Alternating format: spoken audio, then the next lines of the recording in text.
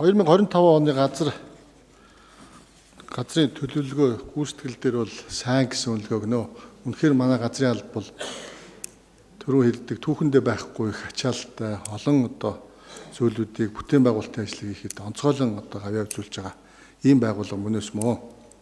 За үүнтэй холбогдуулаад ирэх 2026 онд ч гэсэн бас үргэлжлүүлээд газар чөлөөлөлт, нүүлгэн шилжүүлэлтийн ажил үргэлжлээд хийх гэж байна.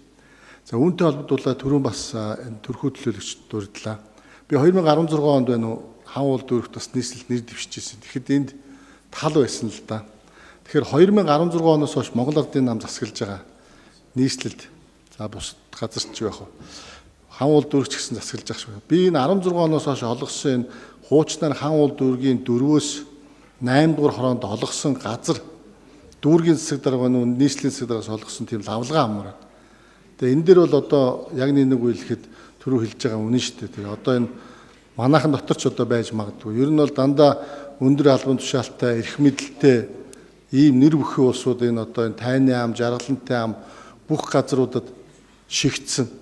Тэгээ өндөр үнэтэй байшин барьдаг. Тэрийг хүчээр сүлд нь дэд бүтц нийслэлийн төсөв дээр тавьж хийлэгдэг. Анхнаасаа ч хийлгээд оруулсан ийм юмнууд бүр баримттай бий. Тэгэхээр яг энэ дээр нэгдүгürt надад авалгаа гаргаж өгөөч. Дүүргийн засаг дарга хэдийн олгосон, нийслэлийн засаг дарга хэдийн олгосон бэ гэд. За хоёрт нь нэгдүгээр хэлцүүлэг явж байгаатай холбогдуулаад яг манай төсөлттэй холбоотой Баянзүрх дүүргийн 2 дугаар хороон дээр хэд хэдэн зүйлүүдийг бүр олгохоор орцсон байна. За зарим бас өмчлөлттэй асуудлууд орцсон байна. Энийг санал өгье. Тэгээ энэ дээр хэлцүүлэг байнга хороодын төвшөнд, бүлгийн намын төвшөнд бас энэ дээр бас зарим нэг зүйлүүдийг засах, залруулах өөрчлөх юмнууд бас байна.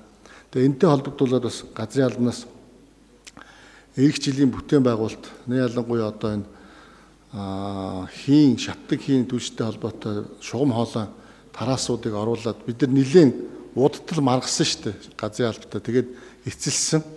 Тэгээ үүнтэйгээ холбогдуулаад бас жишг бас юм барих гад ингээд сонгон найрхан дүүргийн 21 дугаар хоронд бас байгаа. Тэгээ энэ дээр маань бас нэмэлт санал өгье. Тэгээ энэ дээр оруулж өгөөрэй гэж хүсье. За хоёрдугаар асуудал нь бол тэр зарим нэг Баянзүрх дүүргийн 21, 27 дугаар хороонд байгаа газар эзэмшигч этгээдүүд байгаа. Тэдгээр нь дэд бүтц байхгүй. Дэд бүтцийнх нь газрын төлөвлөлт нь хүртэл шийдэгдээгүй ийм хэдэн зүйлүүд бас байна. Тэгээ энэ дээр бас мөн өөрчлөлт оруулах төлөвлөгөөнд шинжлэх ийм асуудлууд байна. Энэ дээр бас газрын алба бас анхаарч өгөөрэй гэж би хүсье. За баярлалаа.